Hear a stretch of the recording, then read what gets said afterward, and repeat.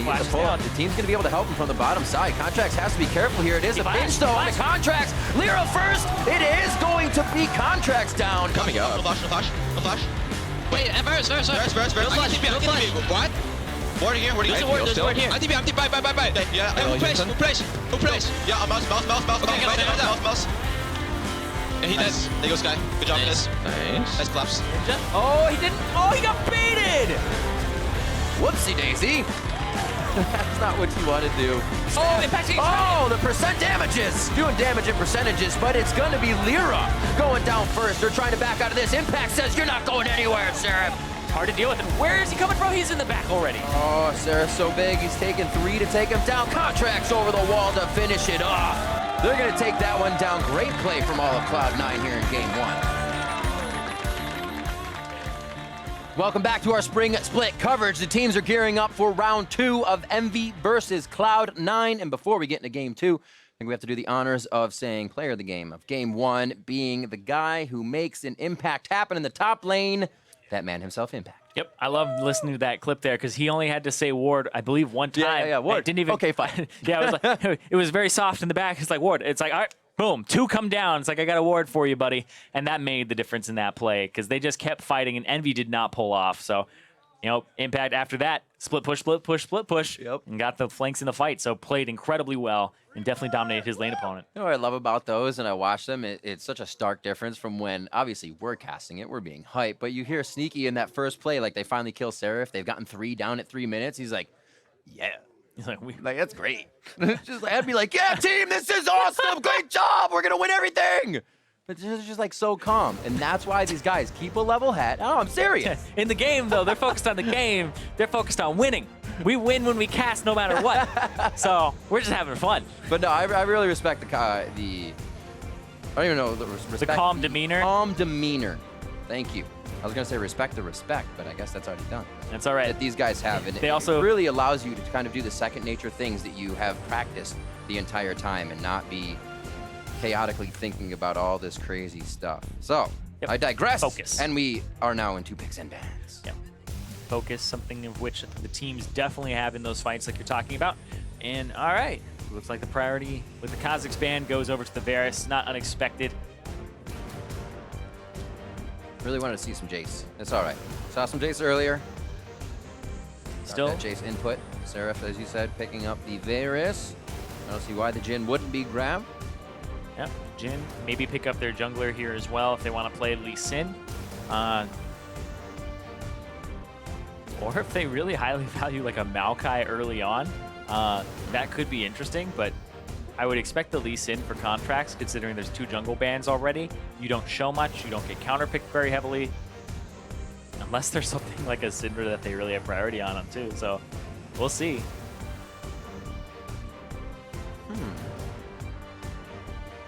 Cloud9. Zyra's up, actually. Oh, for support? Yeah, actually. Whew, how did I? Okay. Ah, the tree! Okay. You thought it would be Maokai, All right. but it's not. It's the other tree. I was duped. It was Ivern all along for Cloud9. This Rek'Sai pickup happens, I feel we will see something a little more carry heavy for Seraph in the top lane. But Ivern, though, Ivern just provides so much protection. You can run a high damage mid laner like a Cassiopeia here for Jensen and be completely fine. So you have to be worried about what Cloud9's last pick is here, because it could be a high damage one that synergizes with the Ivern. Impact has enough champions up top that he can play. And if you're red side and you pick like a Cassiopeia, you can ban out Orianna, you can pinch the mid lane pool afterwards, force them onto something else there. All right, actually Lyra goes for more damage in the jungle. Much more damage in the jungle. Now with the lethality changes, goes for Graves. See on the side of Cloud9 what they have in their bag of picks. The counter pick for the support, okay. So, even though Malzahar, Lulu, Misfortune, it would be impossible to ban out all of them. And they would get first pick in the second round, so now they get to kind of pinch the champion pool of the mid lane a little bit more. Cassiopeia, okay. I was expecting that to go into the hands of Cloud9, especially since Cassiopeia was not picked by Envy when they had known they were playing into a Rise. So I would imagine the Corki is higher priority for Envy instead of the Cassiopeia. Maybe Cloud9 looking for the double AD carry composition, a double marksman with the Corki for themselves in the mid lane. I wouldn't think it's a Katarina. I will say that much. Katarina allows you to get maybe something that might be left up though, and you can say maybe Jensen will play that. So you're kind of killing two birds with one stone in hopes. Side of Cloud9, 10 seconds left. It is going to be that Syndra. Wow, mid lane getting kind of small. Yeah, and it's most likely the Corki from the way that the bans are coming out here from Cloud9.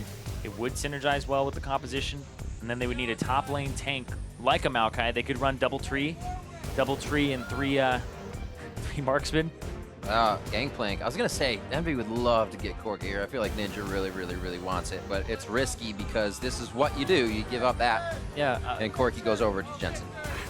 I don't know. Like, would they really want to play Gangplank on Cloud9's side and say we have Gangplank, double marksman, we have an Ivern, we have no tank in our composition if they do that, which I think Envy would be okay with. Now they take away the Maokai, so they're running double marksman with the jungle Graves, but this composition from Envy, decent amount of pick, high damage, but it's relying on Seraph getting into these fights for the root and also ball delivery, because he's the only frontliner. He's the only person who wants to be in contact with the enemy team, and they're going to pick Shed. They're going to have global pressure here. You'd think they'd want the Maokai, but it got taken away.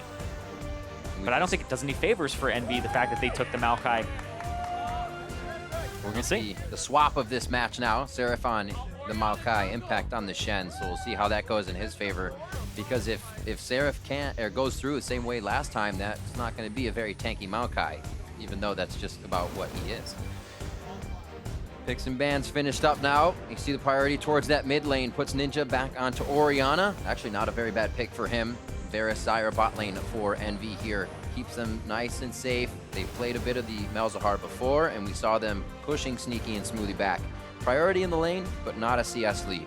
So we'll keep an eye on that lane as well this time to see if Envy can kind of take it to the next level with that push in lane. Yeah, based on professional matchup knowledge from what we know, these are close to 3 winning lanes for Cloud9. They have the advantage in the top lane a little bit later in the game after Maokai's Q wave clear is passed by like a Tiamat or a Bomby Cinder purchase from the Shen, and the pressure that he provides. The Corki versus the Orianna has a little bit more poke, a little bit more whittled down damage, and then the bottom lane is the same thing, more whittled down, counter to the Zyra, or what people would consider with the misfortune here.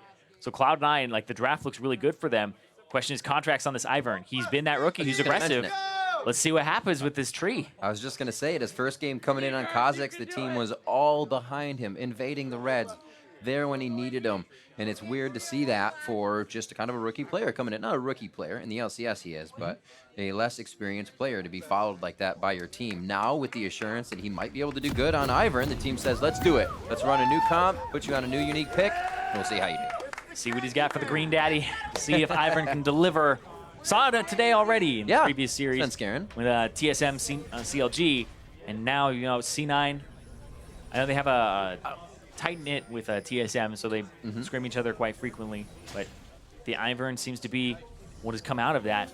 And Europe knew. Europe had like 80% win rate on Ivern. Everything out of my mouth. No, yeah, we see it all the time. They have Ivern picks left and right, and I was like, we don't see much of this. We were getting the Elises in, and now the Iverns. This is great to see. The picks spanning all the regions. So the luxury of Ivern is he gets to start anywhere. Anywhere? Anywhere. Wow. Anywhere. Where would you start? I would start on the bottom side. Yeah? No. Why so? Where would you start? As Ivern, so right now I would start on my Raptors, go red, go blue. Or you could do a cheeky start and you could start on your bottom side, go into their red side, because you know that people just don't really start on the bottom side of the map anymore. So that might be exactly what he's doing. Wolves into blue, into enemy red? Would that be the... I love that emote, the spamming the... I'm not gonna lie, that skin is a little creepy. I mean, Ivern by himself is already a little bit fruity, but this is a new level. It was like half his head is missing. Let's see his keystones, wind speakers Yeah. for Mr. Ivern. So when I was talking about patch, the patch 7.2 the other day, big thing was, hey, Ivern, doesn't need a leash, so he can actually start bottom side. You can interrupt him with damage. It's actually really well played by Hakuo. It delays it a little bit. Now the Graves can go to the red on the opposite side of the map, and he can just trade. So contract. This is actually a super slow start from contracts. Normally you do 2 camps, mark them, go over, mark the other of the enemy buff, smite it, but now he's delayed because Ivern doesn't just mark the camp. He has to wait for it to actually go all the way through. You gotta chat it up with him. Yeah, he's got to make him feel safe before he releases them, whereas Lyra is actually going to be a little bit ahead here because you're supposed to mark 2 before you go for an invade, and Contract didn't do that, so he's a little bit behind here in terms of momentum. He marked all 3 of his right side camps, but he basically got a bottom side jungle red, and he got 3 camps marked, so he has to go back down bottom. Clean little moves by Smoothie and Hakuo there, sidestepping and stepping forward to dodge aggression. As we see Contract start to enter in once more. Yeah, he needs late vision that he's holding for. He needs 2 more camps before he hits level 3 here. It's actually looking at Lyra. Lyra didn't even take anything in the jungle on the other side. He was like He went for that red, and then he was out. Yeah. So he'll hit level 3 like a second before Contracts, unless Contracts bows at the camp. If this one gets smited away, then 3. Both of them are level 3. I'm surprised Lyra didn't take anything on that top side. That's actually very strange. Check the Raptors really quickly because could have left some up. Sure. And just been mean. Nope. He didn't take anything except for the red. Everything else is even across the map. A little bit of love towards mid lane here, but it looks like Contracts will be seen. He's been routing his path towards this red side Raptors as we kind of see the jungle split in half, but Lyra says, I still own this bottom side. Yeah, but this is going to be surprising because Contracts will go back to his top side and be like, these are level 1 chickens. What? Why are they here? Because you expect your Krugs and your Raptors to be gone when you commit to the bottom side of the map and you split the map diagonally straight down the mid lane and say, this is my bottom half, you get the top. Yes, so the Ivern brush actually gives you vision of the bush. So you put it down to see if there's anything in there. Nothing, and he's trying to make a play.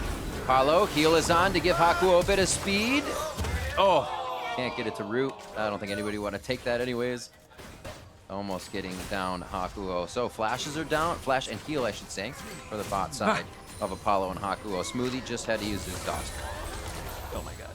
He didn't even back, he just wanted to eat all the cookies. He's still in there.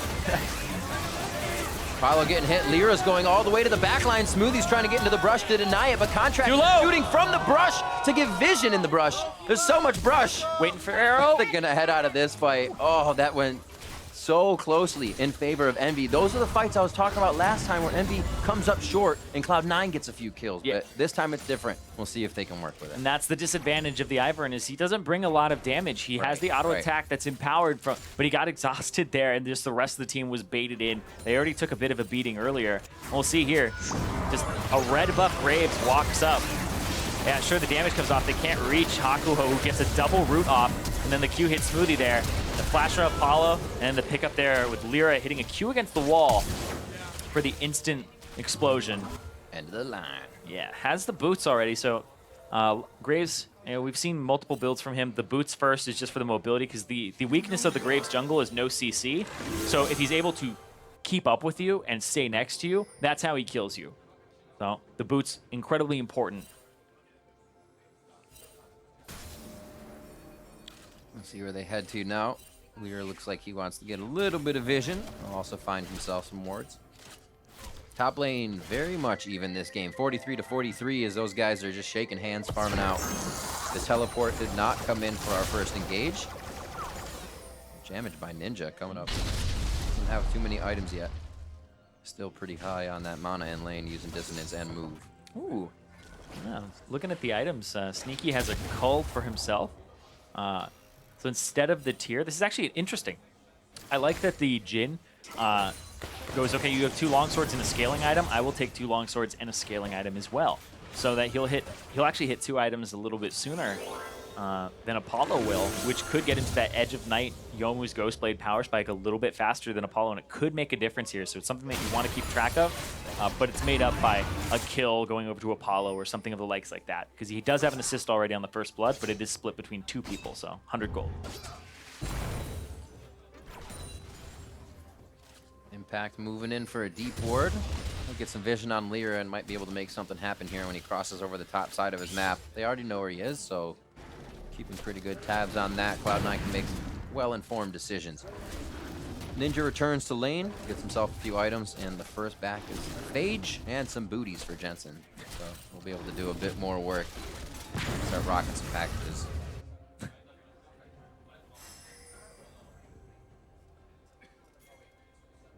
Good push. Is he going to go anywhere? Ninja? He's going to be seen by a ward as he goes down the river, so I don't think much will come of it. Just putting his own vision down. Yeah, he's getting control. Trying to stay moving, though. Envy does not want to give up a bit of a lead here. Yeah, Impact bought the Tiamat first, so he's trying to at least stabilize that lane, make it so it's one that's favored for the Shen, and that he can shove the Maokai in. Also, Maokai's will typically build Spirit Visage first item, so now it actually makes his damage palette both physical damage and magic damage, because he does percent HP magic damage with the Q pass through. But you do have to be worried about making a play on the bottom side here, because C9, they have a Shen, and they have the potential to turn around. Lyra shows bottom. And I don't know if this is like the Graves show up to lane, shove it in, and get turret damage. I don't think it is, but he's going to lose his blue buff for this, so actually puts Ninja a little bit behind, because he's not going to get this. He held for a little bit. Kind of seemed like they wanted to play off the fact that Cloud9's wards were down. They don't have a Sightstone bot lane yet.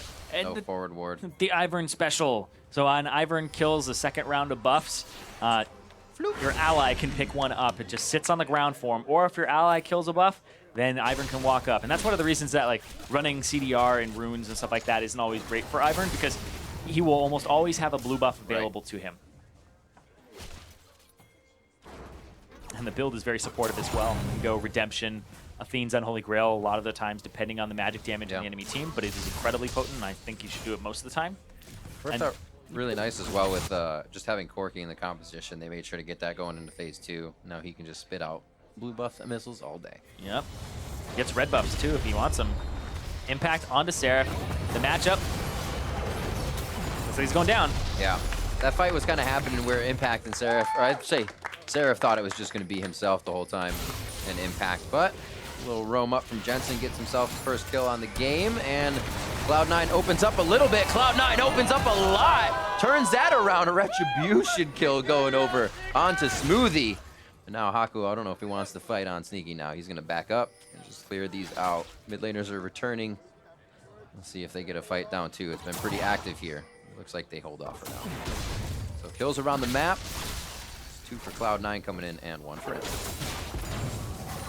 So the kill score just evened up after the gank from Lyra bottom. Sneaky opens up. Smoothie's going to return fire. Gets rooted and gets destroyed, but that last shot there, landing. Flash wasn't up for Apollo. It was just off of cooldown. About to come back up, but didn't have it available. Smack that ward. Just listen to the sound of the... So whimsical. I love it. When you don't have the bush buff and the ranged auto attacks, it actually just sounds like he's smacking the ward really hard. It's like everything he hits. He's only nice to the animals. Yeah. Man-made objects is not Ivern's deal. No. Wards are unnatural. Get rid of them all. Yes, he's actually doing a good job of staying on pace. I do think he's actually quite behind, though, on a... like, he's keeping pace in terms of, like, pressure on the map, but I don't think he's doing a wonderful job of staying up in, like, levels compared to Lyra, because the Graves will just out-farm, whereas the Ivern has to take time on his camps. He only gets so many smites every minute, right? If he's using them in lanes, he's not using them on camps, he's using them to counter jungle, and that's good, but Lyra still just has a little bit of an advantage there. I'd say about, like, half a level.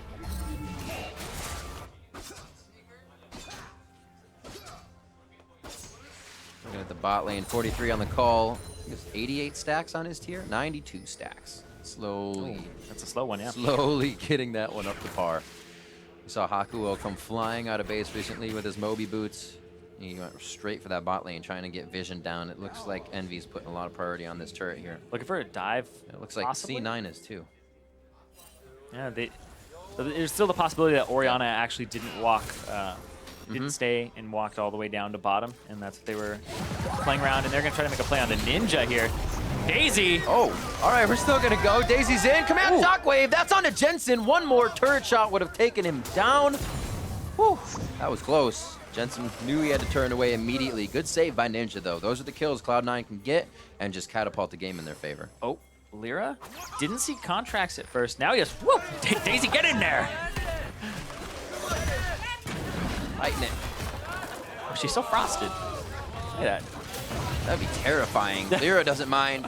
He chomps through it, and they're going to keep going for the fight. That gives Cloud9 a little bit of time to reset. It was really just Contracts using Daisy to get out of the situation. Okay, I knew. That is... I saw that coming like a mile away when Lyra was at the Raptors. It's like, I'm just waiting to shoot Jensen with my ultimate. Jensen has regen since then. Like, Jensen has just been playing back. And he's like, you know what, I'll be damned if I don't get my ultimate on to change the fact that he Scorky. wanted to shoot him with his ultimate. Never lie to yourself. Yeah. Do what you want to do. Still wasn't enough to like push Jensen out of the lane even. So, no, Lyra, if his goal was to do that, he accomplished it, so. There's a bit of pain from Apollo going on to Sneaky. Good damage there. Already got his Lucidity boots, so he can keep casting out the arrows.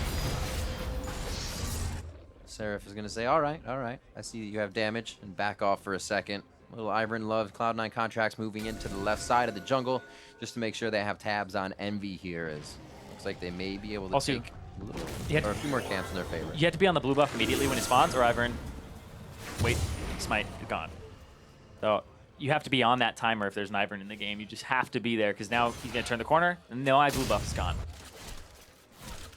And he's actually not in a position now, because he got bamboozled there. He can't go to the other side of the map to counter and get the other blue buff. It's interesting you can't eat that, like Rift Herald. The, like his boost, right?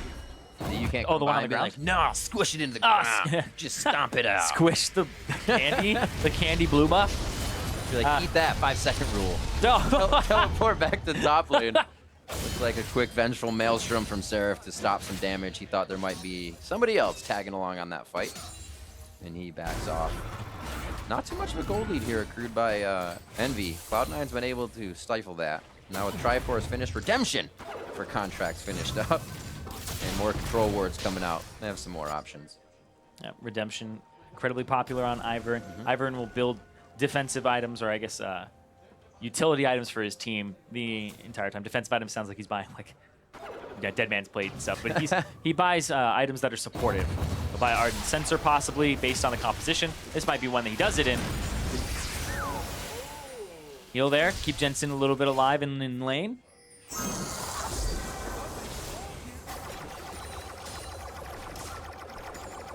Be all right. Nice try though. Envy still trying to put their foot down.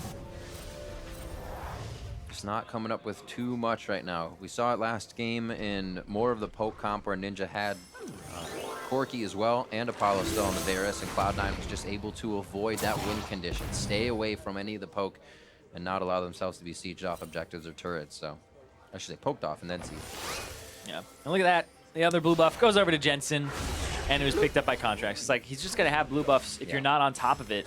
That's the thing. Play against a lot of Iverns in professional play. It's something that North America hasn't really been seeing, and it's a bit of a surprise here as well.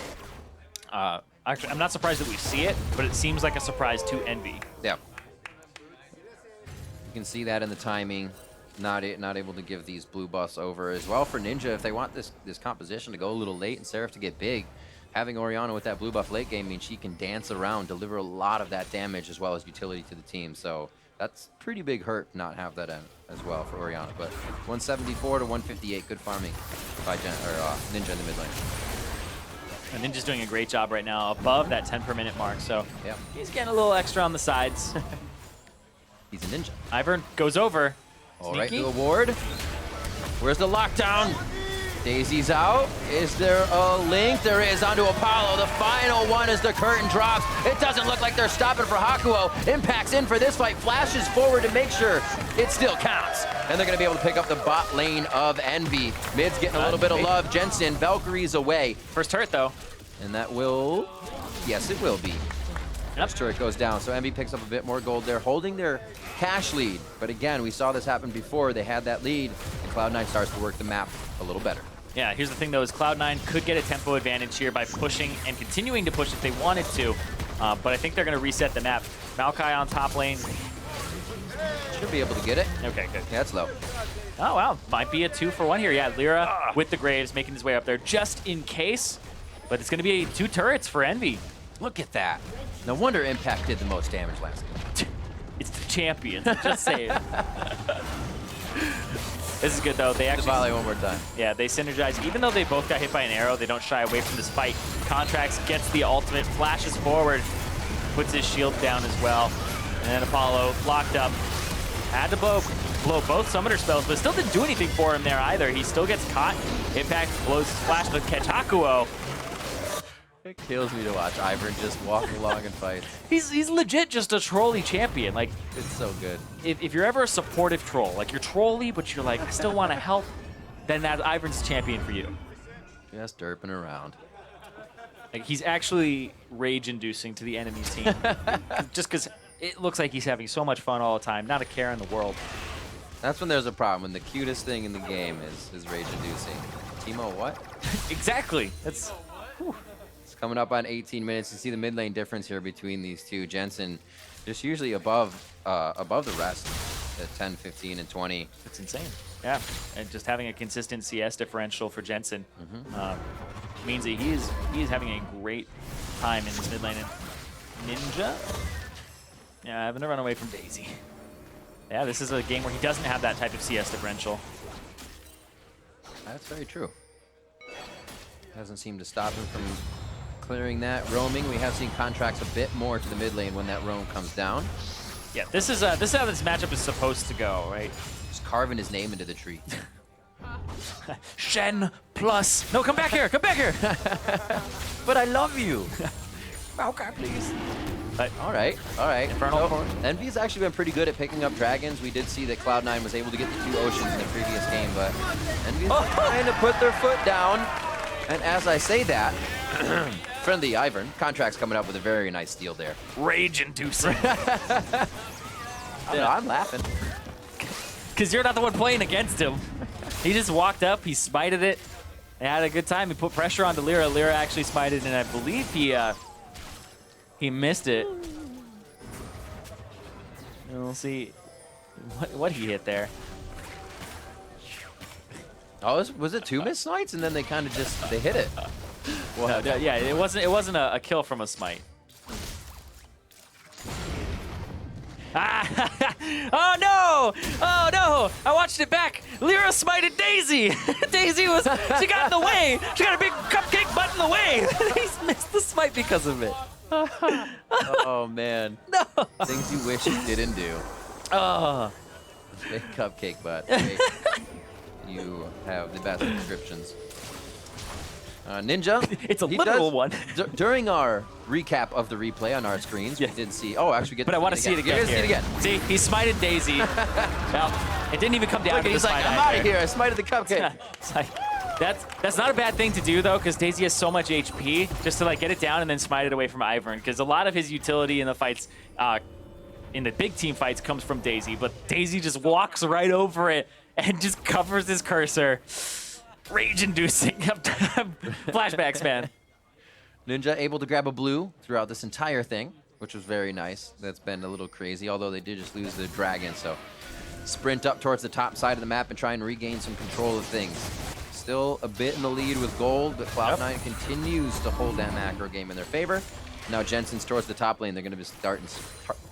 words! Yep. Jensen is starting to spread the team thin. But I will say for Envy, this is better than a lot of teams have done against Cloud9, holding up, being in a bit of an advantage here, and they're trying to make a play with the CC.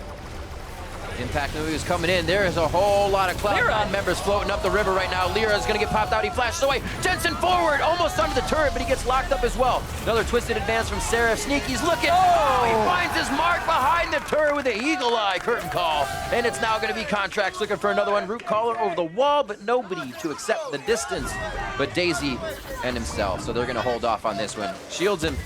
And Cloud9, Jensen looked like he was in a lot of trouble. Yep, and then the team turned it in their favor. It was the caster curse right there. Like, a lot of teams have done a lot worse against Cloud9. Cloud9 make the play, they get the lead. Now they're gonna push down, take control of it. Trying to make a turn play, he has the flash. Yeah, that's what I like to see. Flash Ori plays. Sometimes you gotta take things into your own hands, and Ninja does so, putting Sneaky to sleep for 30 seconds. No tears, only sleeps. No tears. He flashed previously to get away from the Zyra ultimate up top, or else he may have died there, and that's where Ninja takes advantage of it. We'll see it on the right side of the screen in a bit, but this looked like Jensen was in trouble, you're right, but he has the support of the Ivern, gets the heal of the Redemption, and then the Shen finally comes through after the Stand United. Sneaky will open up in the bush. This is hits, and then Hakuo opens up on Sneaky, so he doesn't fire the final shot. Ninja, though, they know he doesn't have flash because he had to use it there. Oh, slow, speed, slow, dissonance, command, protect. Oh, they're going to turn it back out of Impact. This could take a while, though. They finally focus the damage down, and they're able to drop him. Seraph pushing down this bot lane. He actually kind of face flashed into Jensen to get that work, so his flash is down now, coming up for the next fights. But Envy's going to move as a team together and see if they can get power in numbers here. And this seems like they don't want to make a play on bottom and get that turret. They want to prevent the mid turret from going down. It's double AD. They may get something back for this. It is an Ivern. Did they prevent it? They've gotten themselves into trouble before trying to do this with too many members. Contracts is low. Flash forward from Apollo. He's able to get the drop on Contracts. Impact still coming back up, but with the minions all in the middle of the map, Envy still has work to do before they can get more. That was super good from Envy in terms of macro right there, because you see that bottom lane turret, it's incredibly low. They say we will revisit for that. Instead, they go mid. They use their numbers advantage. They catch out the tankless composition because Shen was dead, and then they just end up getting that turret. They get priority bottom lane, and they prevent their turret going down, and they get this bottom turret. So Envy actually made the right play instead of trying to go for this turret. That was really well done. And definitely a fresh breath of air here for Envy coming into this second game from game one. Pretty handily won by Cloud9. They were able to find the win condition they had, the errors Envy made, and it was kind of all from 5 minutes on. Envy has staved that off this game, and now kind of matching items on the way up. Doing quite well looking back at Apollo, 368 to 750, so still the tier is stacking, but much better this game, and Ninja has actually found a few results in the mid lane. Ninja with the Luden's Echo now, and Contracts walk back, pick it up, waiting for it, there you go. Ivern now has the Locket and the Redemption. He actually upgraded his to a Tracker's Knife, so we'll be tracking that a little bit more of how often the Iverns actually upgrade their item and when they do it, because we almost never see them dip gold into their jungle item at all until very late into the game, because it delays their utility, it delays their Locket, it delays the items with the actives that they really want. Which he already has now. Means they may be able to get their hands a bit more dirty. You got 20 seconds on the Infernal Drake coming right up. 2 for Cloud9 would be quite nice. Might even get some big damage out of Ivern. Give him a nice smack. Yep. But this is a little bit interesting as we watch the setup for this, because there's no TP on Seraph. Seraph will come down. There's both globals available for Impact, so this is a full commitment by Envy to try and get this Drake. Yep. Ivern is there. He doesn't actually have the backup of Smoothie, so as the approach is important here, and the time that's spent down here, because Apollo actually isn't even full HP himself. This is where they jockey for position. The calls to Impact are there. He can get to somebody with Stand United, but he could also use a teleport or vice versa and get back to lane after this push if they can get the win. Lyra does get that one. Bullet time to lock up Seraph. And it looks like Impact does take the Stand United in. He will be with his team, and they will take a double kill off of that fight. And this may be C9 trying to make a Baron power play here. They know that Seraph doesn't have TP, so even when he comes up, it wouldn't matter. But Apollo got picked off there. Ivern, it is so hard to approach an Ivern that's on the Baron. He can use Daisy to zone. He can put the Baron in a bush, and you can't actually see the Baron as the enemy team unless you have a ward directly on it or somebody in there. It is so frustrating. We'll see what happens here, because Lyra's going to try to look for the smite steal. He's out of a ward. He's got to do it off timing. Throws the smoke over. Ninja's getting hurt, so they have vision of the team pulling off. That knows damage on Baron has lessened, but they're still trying to focus it. Lyra making the decision of a lifetime here in game number 2. Can he save Envy? It's going to be going down. It goes to Contracts. Lyra doesn't get over the wall, and it looks like Cloud9's now going to try and chase him out. Hakuo, the rest of the team, heads south. Lyra goes in for the fight. He says, if I'm going down, I'm going down fighting. But it just goes down. He almost took down 2 with him, but there was a quick shield there that I saw, and also, the Baron inside of that bush it just disappears in and out of vision right before it went down as well. Looked like it was disappearing. Apollo gets the last hit here. He's actually, yeah, he gets sniped by Sneaky there with that last shot. And he was trying to tank some of them for his teammates, and then the MF ulti came out, and he was just gone. So that actually cost them that Baron. And now Envy, they made the play for the Drake, but it ended up costing more than they thought it would. Now the Stranglehold begins. You know you feel more powerful when you have the Baron buff. And Cloud9 was already starting to feel that before they were able to get it. And they're head to that dragon fight. Set up wards.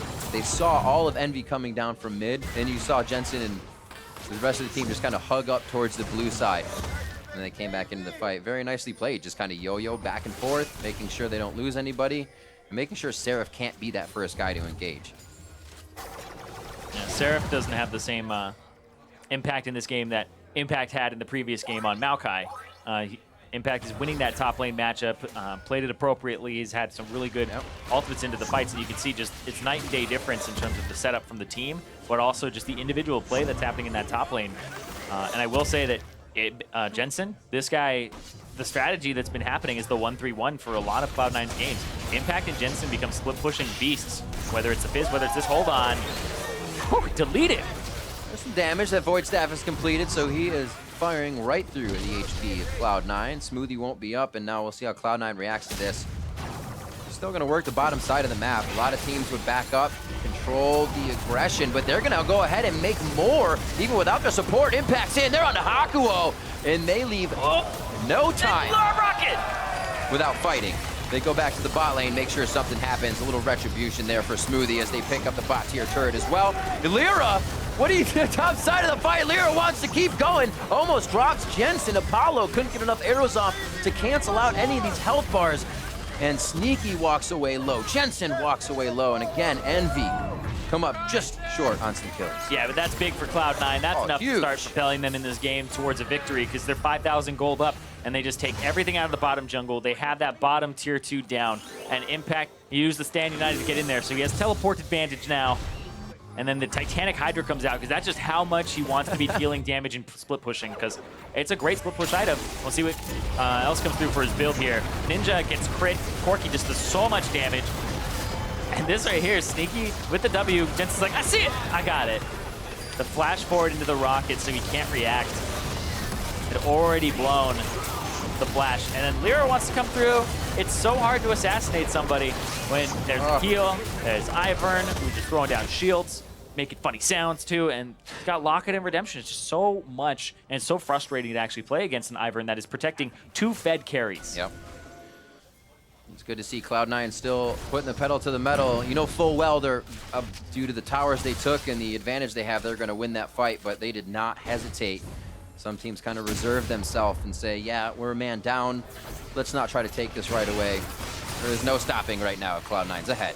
13-6, 30 minutes in on this one.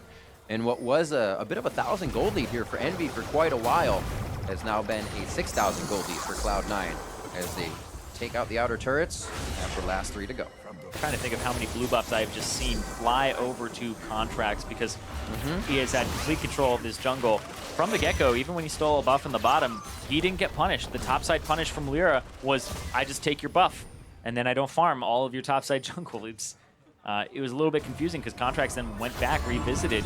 Right, in the early game, yeah. Normally that's like, oh no, I'm a level 4, a level 3 Ivern to a level 4 Graves. That's not what happened this game.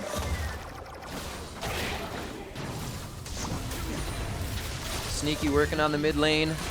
That turret wasn't long for this world. You see the gold difference and the swing in this game. Yep, I will say though that that's a little bit later for Cloud9 for their shot calling and their snowball to turn online. Envy got a good advantage off of Lyra in the early game.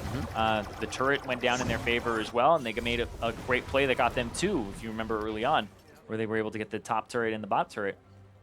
So Envy, this team, sure, they're at the bottom of the standings and last, but this team against Cloud9, and from what we had seen yesterday, they look a little bit better than the record indicates. Don't know how much better, but it's a little bit better.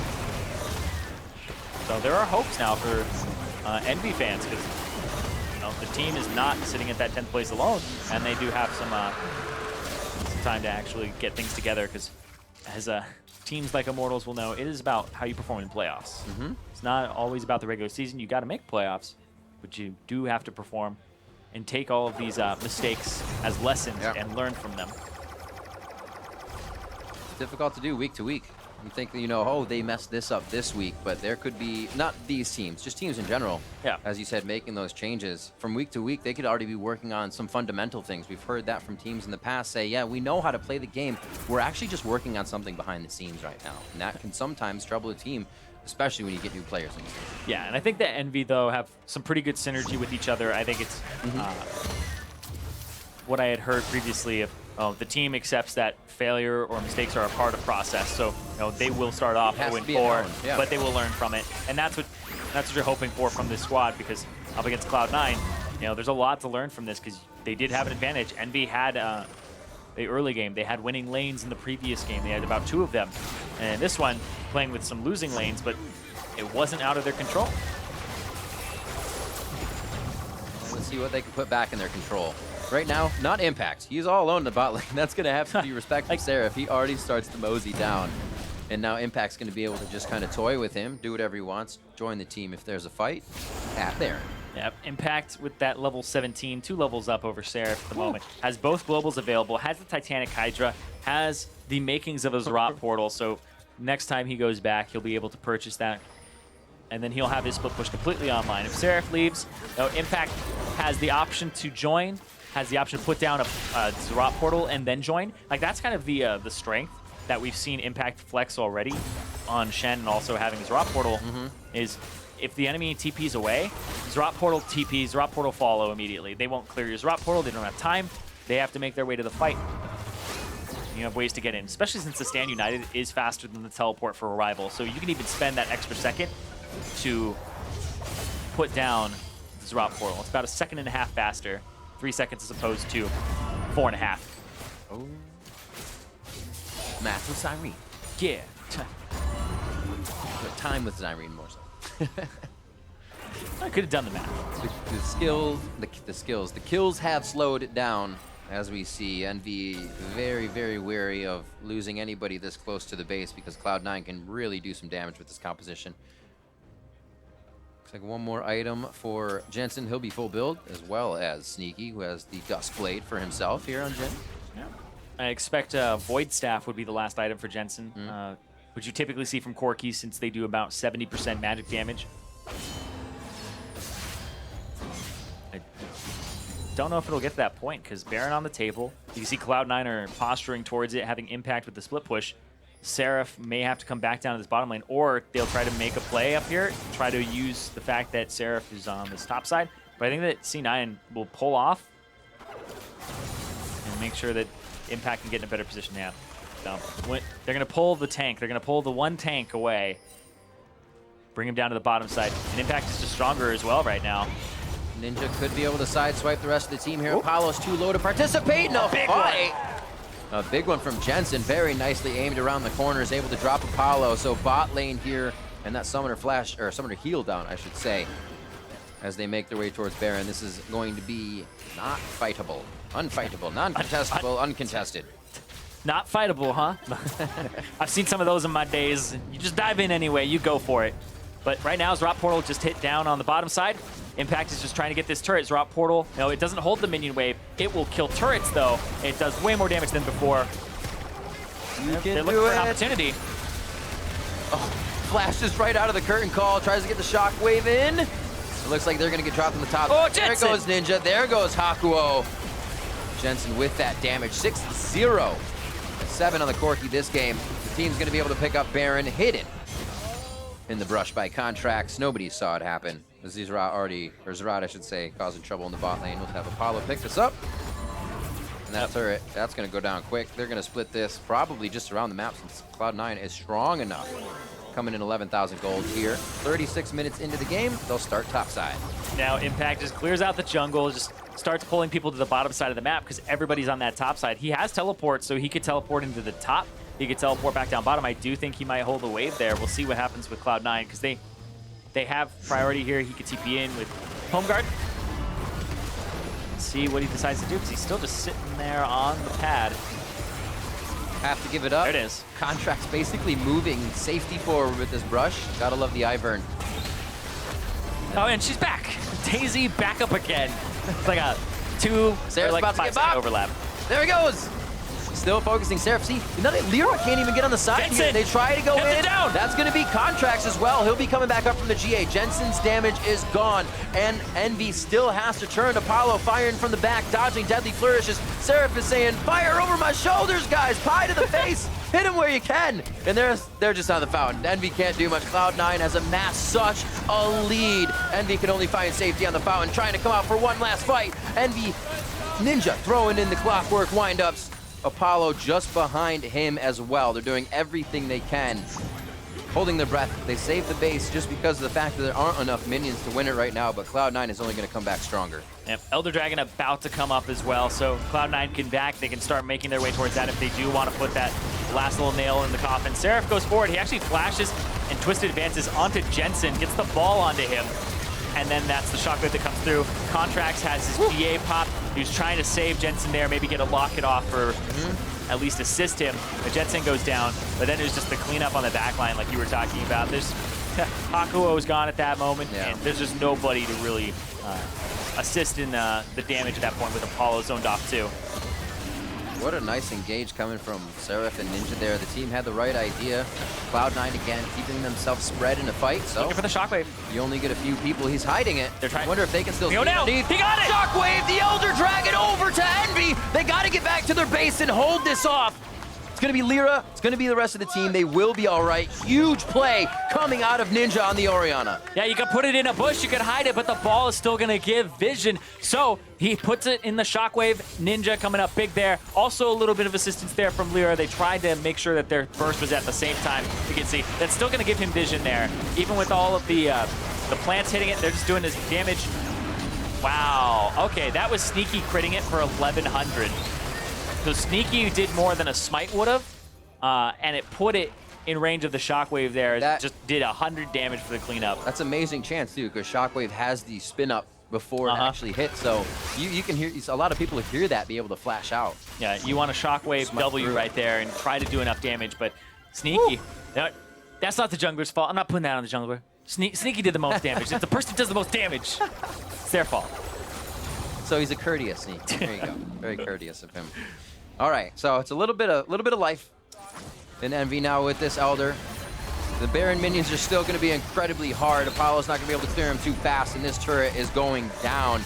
Curtain Call is going to drop them back. It may just give them enough time to drop the inhibitor before the Home Guard heal even comes up on Apollo. Yep. And it will be.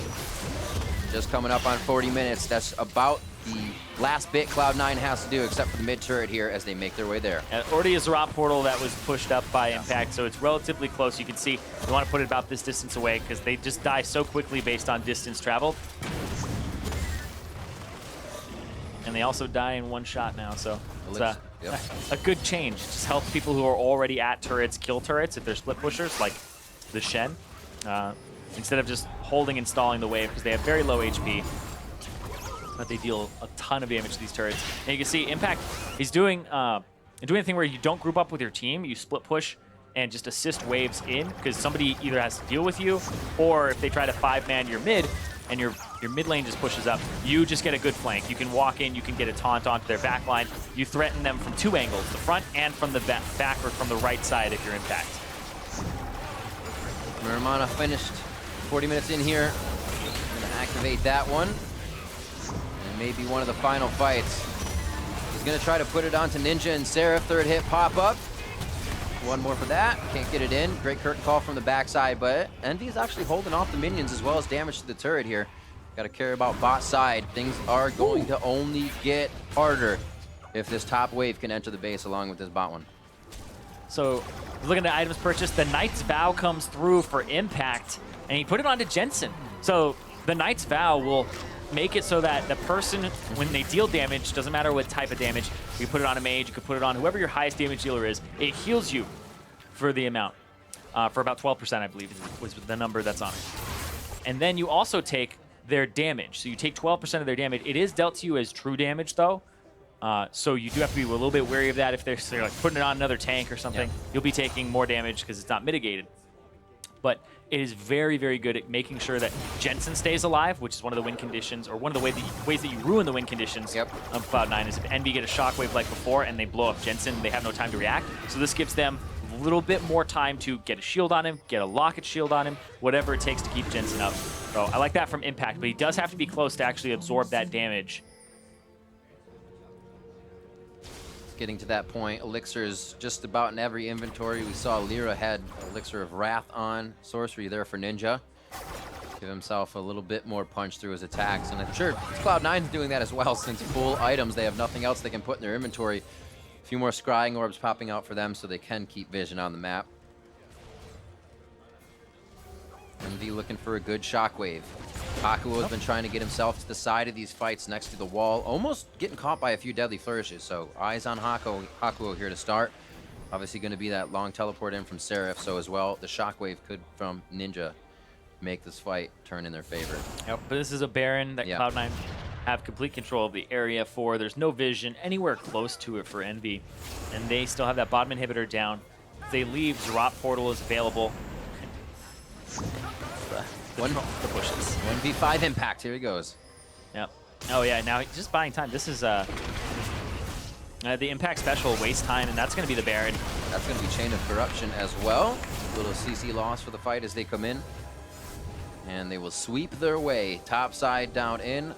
Hit that inhibitor. Looks like Jensen's going to be the one to push down mid lane. And Cloud9 looking to put the final touches on here. Given a pretty tough run by Envy coming throughout the game, especially after game one. Envy was able to turn some things around here, but Cloud9 still finding that high caliber of play towards the mid game, putting it in their favor. Now look for this inhibitor and mid lane. Trying to get those inhibitors down. Impact on the bottom side. I believe he placed his Drop Portal right by the inhibitor, so he's just having waves push in. Lyra has to answer. And meanwhile, Daisy is just smacking away on minions. They're getting that inhib slowly but surely on the top side. Contract's laying down bushes, so he has those ranged attacks. And now they're just going to focus mid again. The Drop Portal actually got picked up there, so yeah.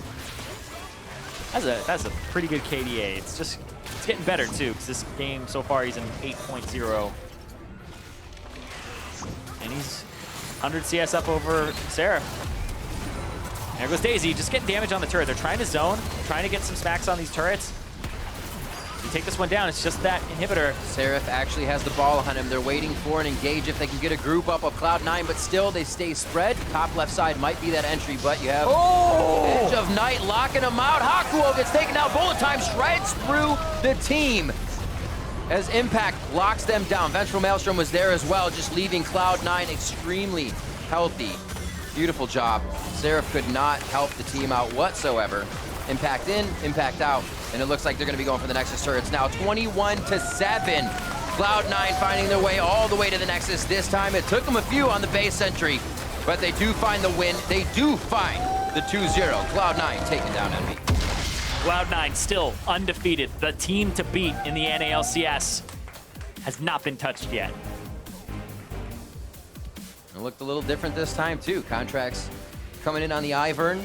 A few of the other champion picks are always something we see here. The Shen, the Corki, those are tried and true to the Cloud9 composition, but they can continuously work around these different picks. Continuously with contracts, which continues once again to impress me. Yeah, contracts showing a bit of flexibility there. The Ivern being pulled out, going for the utility build like you would on Ivern, but also supporting his team, which 100 CS up for Jensen in the mid lane. A little bit more than that. 100 CS up for Impact in the top lane. They really did crush this game. And Cloud9 right now is like, all right, going 5-0 so far. Where does it end? Where does it start catching up to them? Because right now, you look at the other teams, like Cloud9 definitely looks the cleanest right now. And they only seem to be improving and diversifying. They aren't staying in that same style that we've seen some top teams just continue to do. This game was a little bit rough against Envy, because Envy had a lead at one point, but Where does Cloud9 get stopped? Or do they? Or do they?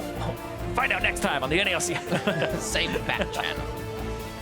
It has been quite the season start for them. We've seen this from Cloud9 before, and it usually has been an organization to at least hold a bit of that consistency. So I don't think we should expect to see them drop from the top anytime soon. Envy trying to climb that ladder, as you said, showing a little bit better throughout these games, and definitely to take notice that they gave Cloud9 a hard time. And I'm sure they'll be looking at that as well to see where they went right and then quickly where it went wrong. It was a bit of that unfortunate play where we'd see Jensen or Contracts go in for a play and walk out with 100, and then they turn that around and kill 3 members of Envy. Now, obviously, that means there's a problem with the engagement or what happened, but it's something to look at. Yeah, and I think that this is a really great example to kind of extrapolate from. You see, like, oh, when a gold player versus like a challenger player, the big difference is like, oh, he doesn't know how to do this or this or this. There's like really big ticket things. But when you look at a game like this and you're just like, okay, the difference here is like Envy, if you played these guys in solo queue as 5 members, you would probably just get crushed, right? Or if you had a 5-man team, you'd probably get crushed, right? Guaranteed. But then they're like, okay, we're really good. There's slight optimizations that you see Cloud9 do instead. They take the bottom turret and then Envy don't go top. Right. They start going back and forth. They lose their top turret. If that's Cloud9, we saw Cloud9 take top turret, then they put their Maokai in the bottom lane in game 1. Optimization there. The teleport. The speed of placement. The wards, yeah. exactly. The fact that they were like, okay, we've done this before, place the ward down. And there were multiple. Exactly. Everybody was trying to contribute there. That's all they needed is a ward down, slight optimization in the way that they got into the fight, right? So Envy were kind of winning those fights until that happened. So Envy kind of got baited in, but I think that these are things that they can look at and just be like, okay, we just need to tighten this up here. Make sure that it's a little bit better. And Envy, I'm excited to see because they have definitely grown a lot in this last week. Their macro looks okay. Yep. There's still optimizations, like I said, they need to make, but it doesn't look like a complete disaster like it did before. Nope, they should be able to make the changes, and Cloud9 looking better than ever. For first-hand account, let's hear from Kobe, who's joined by Cloud9's man in the mid lane. That's right. Jensen here after their victory. Congratulations on keeping the win streak alive. Let's check back in because at the beginning of the season, you guys were all super excited about Contracts, bringing him in and integrating him into the team. How is that integration working out for you guys?